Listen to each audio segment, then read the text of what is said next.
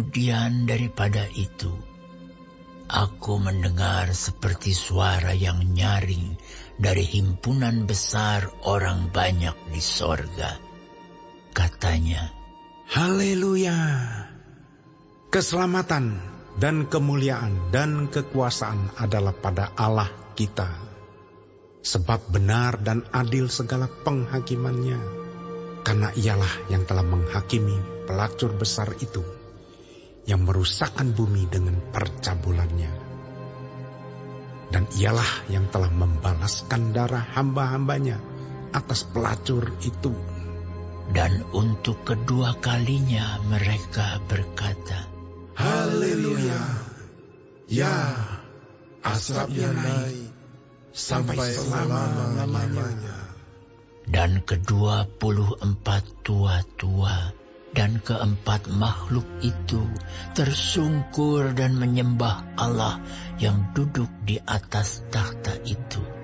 Dan mereka berkata, Amin. Haleluya. Maka kedengaranlah suatu suara dari takhta itu. Pujilah Allah kita, hai kamu semua hamba-Nya. Kamu yang takut akan Dia, baik kecil maupun besar. Lalu aku mendengar seperti suara himpunan besar orang banyak, seperti desau air bah, dan seperti deru guruh yang hebat. Katanya, Haleluya! Karena Tuhan Allah kita yang Maha Kuasa telah menjadi Raja. Marilah kita bersukacita dan bersorak-sorai dan memuliakan Dia, karena hari perkawinan anak domba telah tiba dan pengantinnya telah siap sedia. Dan kepadanya dikaruniakan supaya memakai kain lenan halus yang berkilau-kilauan dan yang putih bersih. lenan halus itu adalah perbuatan-perbuatan yang benar dari orang-orang kudus. Lalu ia berkata kepadaku, Tuliskanlah, berbahagialah mereka yang diundang ke perjamuan kawin anak domba. katanya lagi kepadaku, Perkataan ini adalah benar, perkataan-perkataan dari Allah. Maka tersungkurlah aku di depan kakinya untuk menyembah Dia. Tetapi ia berkata kepadaku, Janganlah berbuat demikian. Aku adalah hamba, sama dengan engkau dan saudara-saudaramu yang memiliki kesaksian Yesus. Sembahlah Allah, karena kesaksian Yesus adalah roh nubuat. Lalu aku melihat sorga terbuka. Sesungguhnya ada seekor kuda putih, dan ia yang menungganginya bernama Yang Setia dan Yang Benar. Ia menghakimi dan berperang dengan adil. Dan matanya bagaikan nyala api, dan di atas kepalanya terdapat banyak mahkota. Dan padanya ada tertulis suatu nama yang tidak diketahui seorang pun kecuali ia sendiri. Dan ia memakai jubah yang telah dicelup dalam darah, dan namanya ialah Firman Allah. Dan semua pasukan yang di sorga mengikuti Dia. Mereka menunggang kuda putih dan memakai lenan halus yang putih bersih.